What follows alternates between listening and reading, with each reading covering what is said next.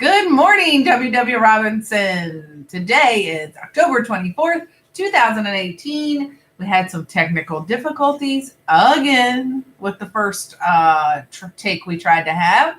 We had the circle of death. It would not stop spinning, and it's spinning and spinning. And we waited and we waited. And so we tried take two. All right, so October 24th. It is day one in our rotation, and I have Lilia with me this morning. How are you doing? Good. Is it going to be a great day? Yes. All right. Tell us what's for lunch on this great day. Beef teriyaki bites, baked beans, veggie dippers, apple wedges, watermelon breadstick, choice of milk. All right. Sounds like a good lunch. And we have Reagan here to tell us about the weather. Back on up so Reagan can come over here. All the way over. Here you go. And tell everybody, what is the weather today? Hold this down so we can see your face. There you go. Sunny and cloudy. It is sunny and cloudy. Which do you hope comes out, the sun or the clouds? Sun. The sun. Me too. Thank you so much for sharing. Have a great day. All right. And we have Angel here to lead us in the pledge. So please stand for the Pledge of Allegiance. All right, Angel.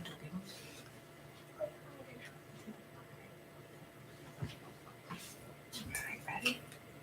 I pledge allegiance to the flag of the United States of America and to the republic for which it stands, one nation, under God, indivisible, with liberty and justice for all. And in case everybody didn't know, come here. They're brother and sister. Have a great day, Angel. Thank you. Please join me for a moment of silence.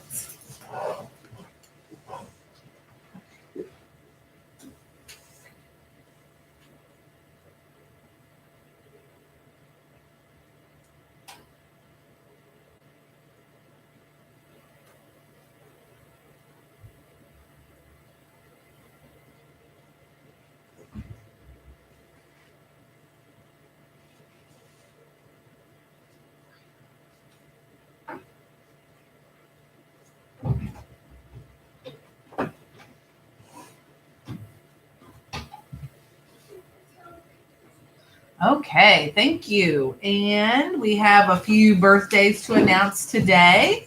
On the 24th, we have Austin Birch, Aiden DePaolo, I don't know that I said that right, DePaola, I don't know, Kobe Dubois, and Macy Miller. So happy birthday to those folks. If you're interested in doing the Rockin' Robin, then you need to make sure you sign up by November 2nd. And if you're interested in doing the science fair, make sure you turn in this permission slip by Friday. You only have 2 more days. And we have no staff birthdays today. Lilia, who are your shout outs this morning? To Miss Goodwin, Miss Owen, Miss Redhouse, Chelsea, Sarah, Amaya, Michaela, Alondra, Bridget, and I think that's it. All right. So we are on chapter 41, and it's titled The Summer.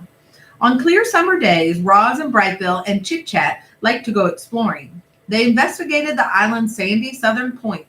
They marveled at the rainbows, curved up from the waterfall. They surveyed the forest from the branches of tall trees. They met new friendly creatures, and sometimes they met new unfriendly creatures. But the only creatures they had to worry about were the bears. One time they came upon a bear fishing in the river, and Roz whispered, "You know what to do." Brightville flew up and away. Chit Chat scurried home through the treetops, and Roz melted into the landscape as only she could. Later, they met back at the nest and told the neighbors all about their brush with danger. On dreary summer days, they would stay inside. Roz asked Brightville and Chit Chat about dreaming and about flying and about eating and about all the things they could do that she could not. But the youngsters had too much energy to sit still for very long. They spent one drizzly afternoon kicking acorns around the nest. Chit Chat piled them up, and then Brightville swung his big foot and the acorns went flying. The little friends chased the acorns as they bounced and rolled and spun across the floor. Then they made a new pile and kicked them again. Sometimes an acorn would bounce off Roz's body, clang, and everyone would laugh and giggle together. Even Roz laughed. Ha, ha, ha, ha, said the robot, trying to act natural. On clear summer evenings, they would sit outside and watch fireflies twinkling around the pond. Then they'd lie back and gaze up at the darkening sky. The big circle is the moon, said Chit Chat, and those little lights are called stars. And one time I tried to count them all, but I could only count to 10, so I just kept counting to 10 over and over and over. And I have no idea how many stars there are, but I think it's more than 10. They are not all stars, said Roz. Some of them are planets. What's a planet? Said Chit Chat. A planet is a celestial body orbiting a star. What does celestial mean? Celestial means something that is in outer space. What's outer space? Outer space is the universe outside the atmosphere of our planet. What's the universe? The universe is everything and everywhere. Oh, so the universe is our island?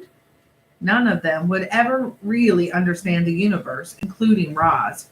Her computer brain knew only so much. She could talk about the earth and the sun and the moon and the planets and a few stars and not much else.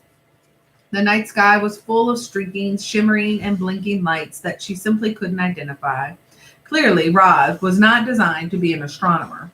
On dreary summer evenings, Roz and Brightbill would curl up together, just the two of them, and listen to the rain pattering on the roof of the nest. The robot would tell stories of annoying pine cones and terrible storms and camouflaged insects. But the sound of rain always made Brightbill sleepy, and he'd be out before his mother could ever finish a story. And forgot to show the picture.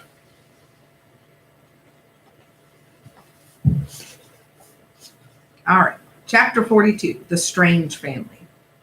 It was a sweltering afternoon, and the heat had put everyone in a bad mood. Roz was standing in the shade, watching her son out on the water. The other goslings were teasing him about something when they suddenly burst into laughter, and Brightbill turned and hurried home with a stormy expression on his face. He stomped into the garden and right past his mother without saying a word. "What is wrong, Brightbill?" said Roz as she followed her son into the nest. "Nothing," he squawked. "Leave me alone." "Tell me what is wrong." "I don't want to talk about it." "Maybe I can help." "Ah, the other goslings are making fun of me." "What did they say?" Couldn't get the page. "They called you a monster and then laughed at me for having a monster mother."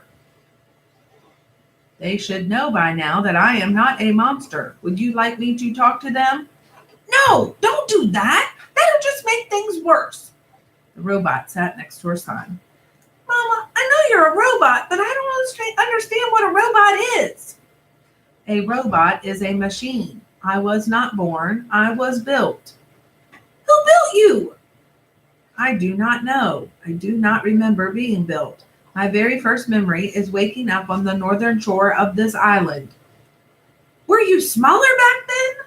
said the gosling. "No, I have always been this size." Roz looked down at her weathered body. "However, I used to be shiny like the surface of the pond. I used to stand straighter than a tree trunk. I used to speak a different language. I have not grown bigger, but I have changed very much." The robot wanted to explain things to her son, but the truth was that she understood very little about herself. It was a mystery how she had come to life on the rocky shore. It was a mystery why her computer brain knew certain things but not others. She tried to answer Brightbill's questions, but her answers only left him more confused. "What do you mean you're not alive?" squawked Brightbill. "It is true," said Roz. "I am not an animal. I do not eat or breathe. I am not alive." "You move and talk and think, Mama. You're definitely alive." It was impossible for such a young goose to understand technical things like computer brains and batteries and machines. The gosling was much better at understanding natural things like islands and forests and parents. Parents. The word suddenly left Brightbill feeling uneasy. "You're not my real mother, are you?" There are many kinds of mothers, said the robot. Some mothers spend their whole lives caring for their young. Some lay eggs and immediately abandon them. Some care for the offspring of other mothers. I have tried to act like your mother, but no, I am not your birth mother. Do you know what happened to my birth mother? Uh-oh. Roz told Brightbill about the fateful day in spring, about how the rocks had fallen and only one egg had survived, about how she put the egg in a nest and carried it away, but how she'd watch over the egg until a tiny gosling hatched. Brightbill listened carefully until she finished. Should I stop calling you Mama? Said the gosling. I will still act like your mother no matter what you call me, said the robot. I think I'll keep calling you Mama. I think we'll keep calling you son. We're a strange family, said Brightbill with a little smile, but I kind of like it that way. Me too, said Roz. And we'll stop there for today. So you can choose to be the kind of leader that you would follow and make it a great day. So long.